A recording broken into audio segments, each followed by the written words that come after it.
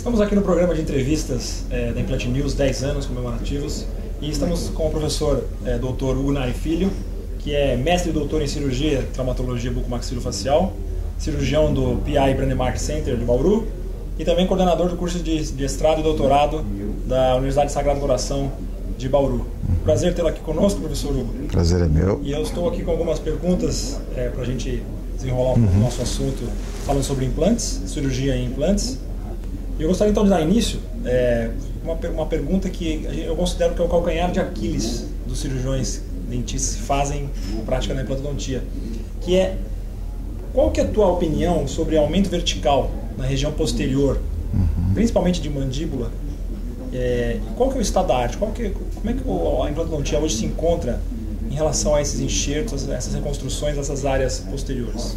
Na realidade, esse é um assunto que vem sendo discutido há mais de década, porque se houvesse um consenso em relação a uma técnica, com certeza essa técnica já estaria consagrada. Então a gente hoje vê, à medida que a gente vai conservando os dentes dos pacientes, o edentulismo parcial ele acaba sendo aquilo que a gente mais trata no consultório. E quando a gente aborda a mandíbula posterior, a gente tem um limitante muito grande, que é a presença do alveolar inferior. Então, casos como esse que a gente pode ver aqui são extremamente comuns. Pacientes que têm a manutenção dos seus dentes anteriores, querem se reabilitar com implantes na região posterior e acabam tendo essa limitação muitas vezes porque a posição anatômica do nervo alveolar inferior está muito alta, que acaba restringindo o tamanho do implante. A gente tem no tratamento desse paciente, pelo menos do meu ponto de vista, um grande fator limitante, que é o tempo que você tem para poder reabilitar. Porque quase todas as técnicas de aumento vertical, onde você vai regenerar a parte óssea, você vai precisar de um longo tempo de espera. As técnicas hoje baseadas em osteopromoção, que é a utilização de barreiras, a utilização de biomateriais ou mesmo de proteínas, elas exigem que você tenha um período de neoformação óssea muito lento. E isso, você deixar um paciente que é portador de uma PPR, de uma prótese parcial, durante 10 meses, 12 meses, muitas vezes no meu consultório fica inviável. Então, a gente tem tratado esses pacientes basicamente através de ou implantes curtos, desde que isso seja possível, ou uma técnica que hoje está voltando à moda, não digo a moda, mas que a gente está resgatando pelos recursos técnicos que a gente tem para executar, que é a lateralização. A lateralização de nervo, justamente eu ia abordar isso. Porque quase todas as técnicas de aumento de volume, né? Ou você vai utilizar um enxerto autógeno, ou você vai utilizar um enxerto homógeno, ou você vai utilizar a técnica de osteopromoção. São as maneiras que você tem para aumentar verticalmente aquela região. Já ao passo que se você quiser usar o que o paciente já tem e que é muito mais rápido, aí você ou vai ter disponibilizado o implante curto, ou então você vai ter que fazer a lateralização.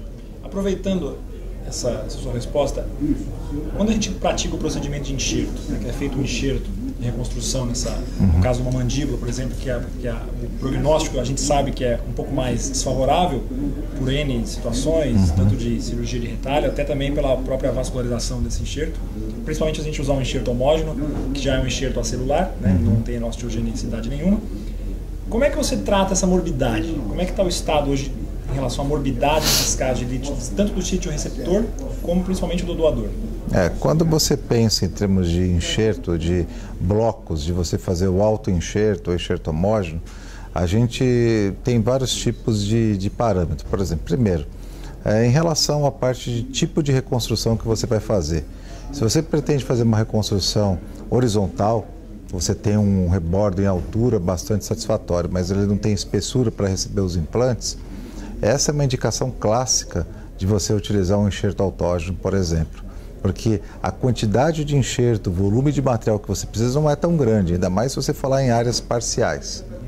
Então, essa abordagem em casos parciais e aumentos horizontais que a gente fala, realmente a morbidade é baixa, porque você pode invadir regiões que são bastante seguras, como a região do ângulo da mandíbula, a região retromolar, ou então a mesma própria região de sínfise.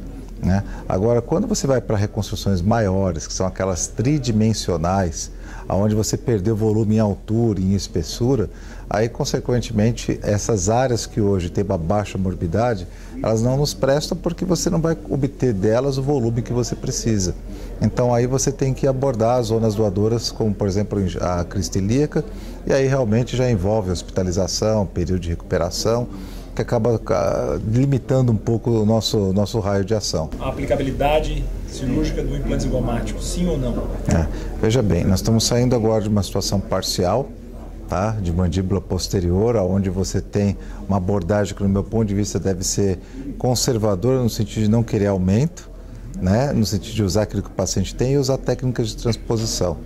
Partimos por uma condição onde nós temos pequenas reconstruções, onde eu falei que se você tiver ganhos horizontais, você pode usar enxertos obtidos de regiões intraorais com baixa morbidade.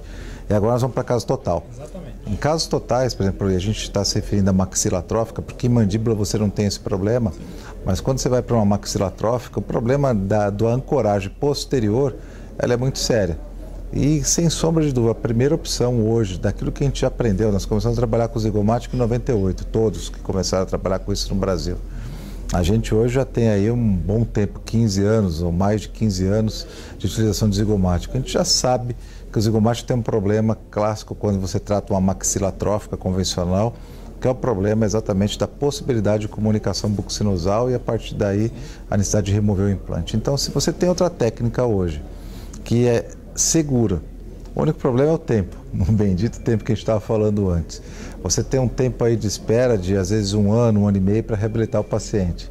Mas essa técnica que eu estou me referindo é o levantamento de seio. É sempre a minha primeira opção. O zigomático a gente deixa indicado somente para aqueles casos de pacientes que tiveram complicações com técnicas convencionais, como o levantamento de seio, ou aqueles pacientes mutilados, pacientes com deformidades, pacientes que foram submetidos a ressecções tumorais, traumas e assim por diante. Então, uma alternativa já final. A gente sabe que o implante ele tem um comprimento de 45, 50 milímetros que fica ancorado numa região pequena, de termos de 7 a 10 milímetros, que é quase que um implante curto, com um braço de alavanca muito extenso. E isso a gente sabe que agora saindo das pequenas parciais reconstruções, entramos nas reconstruções totais, e aí vamos um pouco adiante. Em cima dessas reconstruções, qual que é a tua posição em relação a fazer uma carga, no caso de uma reconstrução total, imediata? Eu quero que você responda para mim tanto numa carga imediata parcial, fazendo um paralelo com a total, e também carga tardia. Como você enxerga isso na sua forma de ver, na sua prática, tanto com os seus alunos de mestrado, enfim, que também possivelmente fazem uma parte prática, caso não façam, na sua clínica mesmo particular? A carga imediata, na realidade, tem que ser um benefício com baixo risco. A hora que você não tem um benefício muito grande ou que o risco ele é muito alto, que você como dentista tem que assumir sozinho, eu acho que é uma contraindicação da carga imediata. A carga imediata, sempre que ela é feita em leito original do paciente, com estabilidade boa dos implantes, você tem um prognóstico muito melhor. Então, você fazer uma carga imediata em áreas onde você reconstruiu ou está reconstruindo simultaneamente, continua sendo um fator de risco e não há nada que te dê subsídio científico para poder indicar. Agora, você fazer uma carga imediata numa condição original, num paciente que tenha osso original, o osso alveolar disponível, você tem que considerar outros fatores, como é a demanda funcional a qual aquela reabilitação vai ser submetida. Porque se aquela demanda funcional for exagerada, onde aumente o risco de você ter algum problema, consequentemente eu acho que não vale a pena. Eu costumo dizer sempre, chega um paciente portador de uma prótese total. No seu consultório ele usa a prótese total há 15 anos. Qual que é a sua obrigação, necessidade ou qual o benefício imediato enorme que você confere ao paciente fazendo uma carga imediata? Sendo que ele está usando uma prótese total há 10, 15 anos, porque ele não pode esperar mais alguns meses. Ele cai naquele imediatismo. Exatamente. Ele esperou tanto, ele quer resolver o problema dele em poucos instantes. Então, assim, você considera um pouco do parecer do paciente, mas principalmente você leva em consideração muito mais o estado da cavidade. A única exceção que eu creio nisso é quando você, por exemplo, está intervindo em áreas de extração em região anterior, áreas estéticas, porque ali a parte de reabilitação precoce da região com implantes tem direta relação com o benefício que você vai ter. Porque quanto antes você intervém com implante, técnica regenerativa e provisionalização, mais você vai ter benefício em relação à manutenção da estrutura alveolar. Seria a única diferença. E mesmo assim, hoje tem trabalhos recentes que mostram que o benefício que o paciente percebe entre fazer uma reabilitação imediata ou tardia em casos parciais ou unitários não é tão grande. Então não há subsídio nem nisso, nem em relação à satisfação do paciente para poder indicar esse tipo de situação em situações onde o risco é elevado. Eu volto a dizer, quais são? Um excesso biomecânico, uma falta de qualidade da região que está recebendo, onde você está ancorando seus implantes. Sim, sem dúvida. E para a gente praticamente concluir essa fase da nossa entrevista, professor,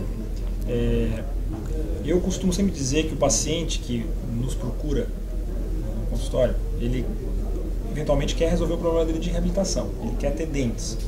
E muitas vezes ele chega com uma área posterior, uma removível que está ali, uma prótese parcial removível que está ali presente, já se faz presente, como você bem disse, há 5, 10, 15 anos, e ele quer reabilitar aquilo de uma forma imediata. E o osso dele é um osso remanescente, próprio, sem enxerto. Qual que é a tua posição em relação à indicação da carga imediata nessas regiões posteriores, parciais, tanto em maxila como mandíbula? Continua sendo a mesma daquilo que eu comentei antes.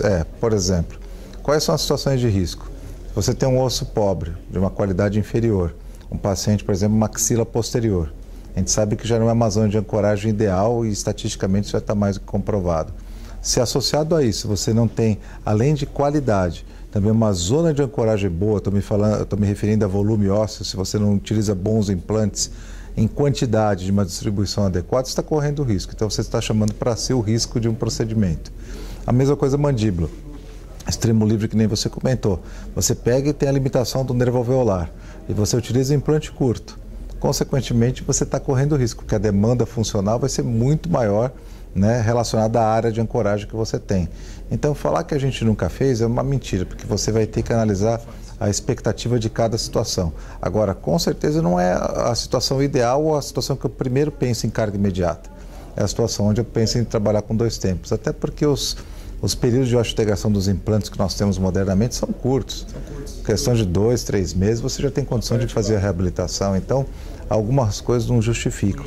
Só uma região anterior, estética, de incisão. Aí, essa talvez seja a principal indicação para isso. Tem alguma imagem que você gostaria de mostrar também para nós, antes de nós concluirmos? Eu gostaria então de agradecer a presença do Dr. Hugo Nari Filho aqui, nesse nosso bate-papo dentro do programa de agradeço. Implant News. Foi uma satisfação recebê-lo aqui, Hugo. Eu que agradeço e parabenizo essa iniciativa maravilhosa que contribui com, principalmente, a difusão de conhecimento dentro da área de implante. A gente tem no Brasil excelentes pesquisadores, tem clínicos de ponta e através desses veículos que a gente consegue fazer com que essa informação toda chegue ao maior número possível de pessoas. Eu que agradeço. Obrigado. Imagina.